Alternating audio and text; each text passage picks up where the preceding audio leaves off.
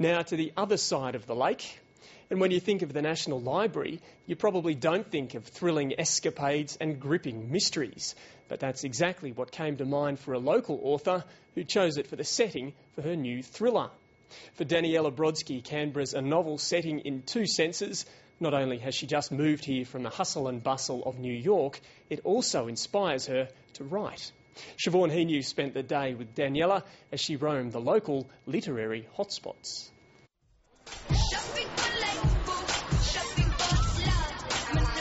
It's a long way from the bright lights of New York to the National Library in Canberra. For author Daniella Brodsky, wherever life leads, literary inspiration will follow. I was living in Manhattan and I was a journalist and I was doing I used to say I would cover everything that wasn't really important. So, you know, an opening of a restaurant or a bar or a fashion show. So that was my world, and I found it such a rush. But the rush wore off. You know, after a while I felt, okay, I'm not going to this press event tonight. I'm going to instead, you know, make dinner and watch Friends in bed all night or something, you know. And when you live in Manhattan and you're not taking advantage of it anymore, you start to really focus on the trade-offs that you make. You know, why is my apartment the size of a closet? Looking for a slower pace, she moved to Washington.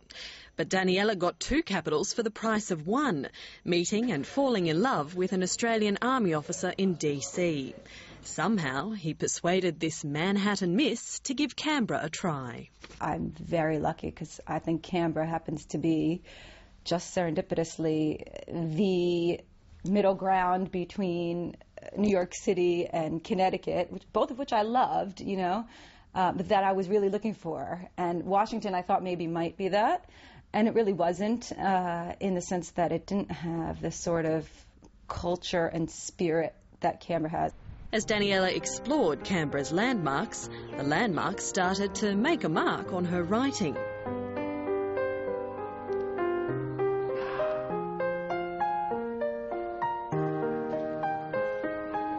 I look around and I say, well, what is this person reading and what are they doing with that? And whenever I can, I try to ask people, you know, what are you doing? And everybody's doing something so amazing, you know.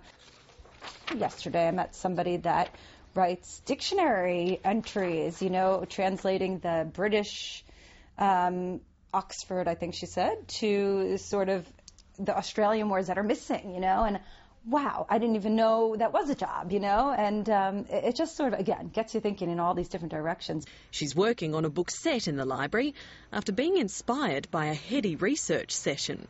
Just within an hour was on this new idea of a thriller that I wanted to write, and the thriller would be a sort of, I'm calling it a sort of a write-along instead of, you know, a police ride-along sort of thing, on how sort of a novelist can take all of these resources, which anyone who would look at would do something different with, and how they build a story, you know, forensically sort of looking at the anatomy of a story and how it's built. And it's going to uncover a lot of lore about the library, and I'm trying to familiarize myself with things that I've never done, looking at rare manuscripts. And, you know, I saw letters that Jane Austen wrote to her friends. I mean, wow, just touching those. You can touch the letter. I mean, it's there. It's sort of wild.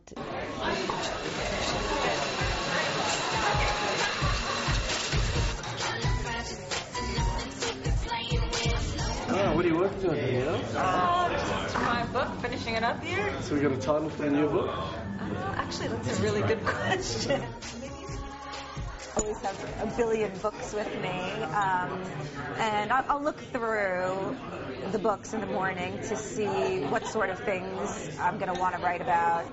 And I have my computer, my new Mac, which I love, and I just put music on, listen to my Walkman, get in my own world, and before I look up, 3 hours are gone. Tell me, how important do you think it is as an author to have your eyes open all the time like that, taking it all in? I think that is a gift, and you have to get better at it, and the only way you get better at it is over time. Your whole life becomes this sort of funnel, you know, and it adds so much richness to all of my experiences because I know I'm going to do something creative with it. So that I get this wonderful tingle where I know something is happening and I'm getting this idea and I'm going to use it.